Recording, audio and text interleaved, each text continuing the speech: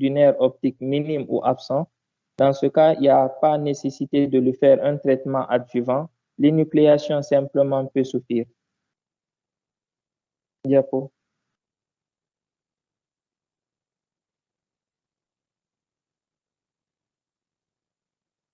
Toujours dans le rétinoblastome unilatéral, dans quelques cas, l'extension locale de la tumeur rend dangereux l'acte opératoire, c'est-à-dire l'énucléation, qui peut ne devenir réalisable qu'après une chimiothérapie néoadjuvante de réduction. Donc, en cas d'envahissement de la tranche de section ou d'envahissement extrascléral, une radiothérapie orbitaire est également indiquée, comme on l'a dit sur le schéma récapitulatif.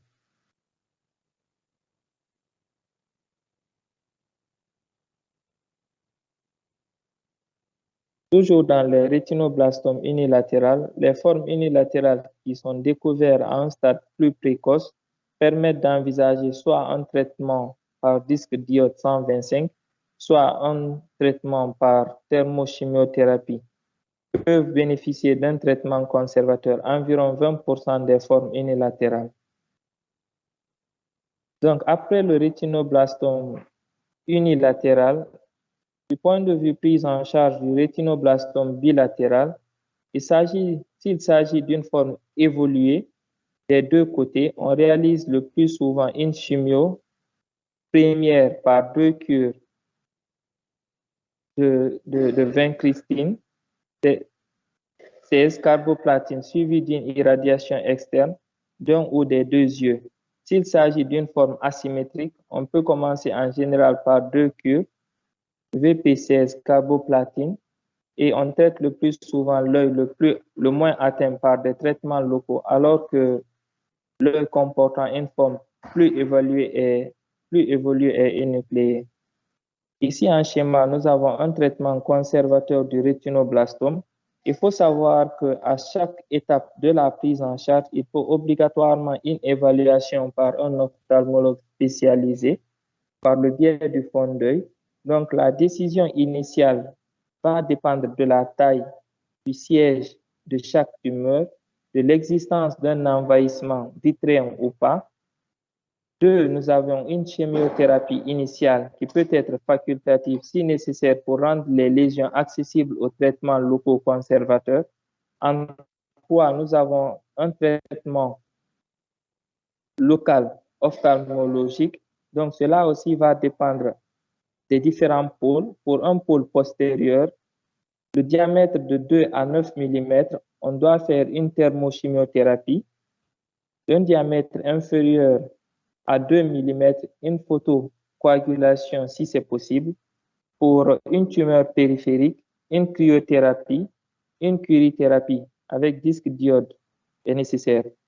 Pour les tumeurs volumineuses et ou envahissement du vitré, dans ce cas, l'irradiation externe peut encore être indiquée.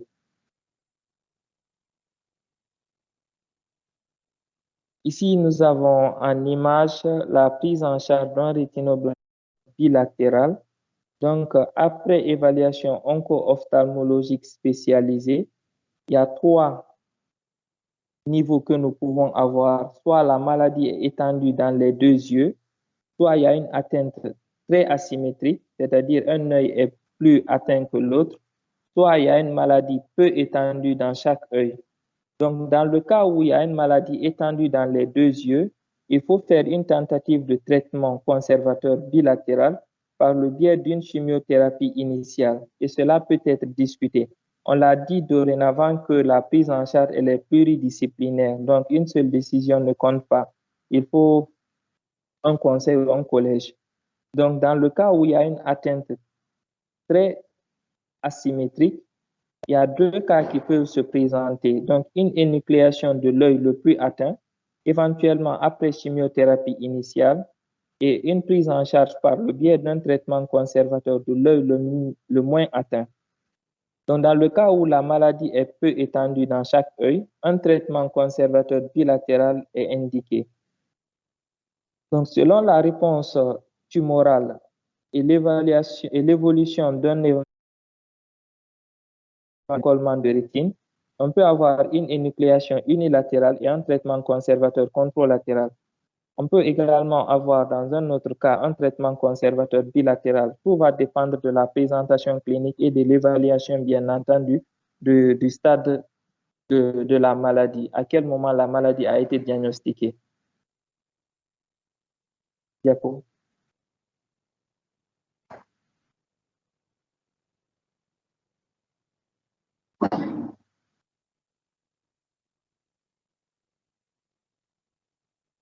Dans le cadre de la surveillance, il faut savoir que le risque de récidive tardive, de complications thérapeutiques ou d'un deuxième cancer dans les formes bilatérales impose une surveillance à long terme. Durant les 2 premières années de vie, puis en diminution progressive, un suivi régulier en milieu spécialisé est donc essentiel. D'abord de façon mensuelle, puis espacée progressivement. Diapo.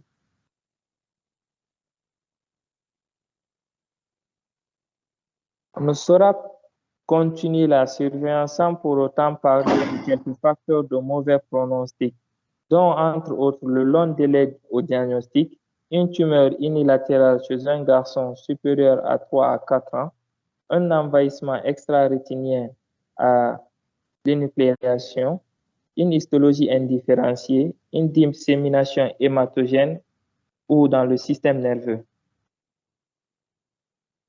Diapo.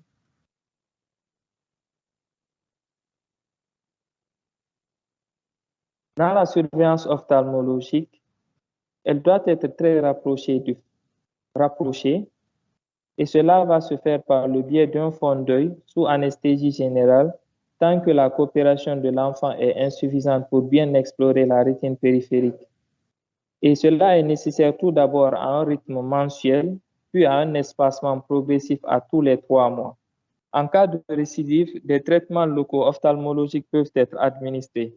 Parfois, en raison d'échec de ces traitements locaux, une énucléation secondaire peut s'avérer nécessaire.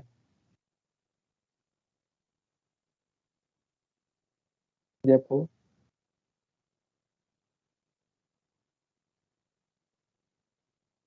Après la surveillance ophtalmologique, au niveau de la surveillance pédiatrique, elle est également préconisée afin d'évaluer les potentiels effets secondaires à moyen et long terme des chimiothérapies. Également de dépister des cancers secondaires, notamment des sarcomes, des tumeurs osseuses en territoire irradié. Chez les patients portant d'une mutation constitutionnelle du gène RB1 et informer les patients sur les risques de transmission à la descendance.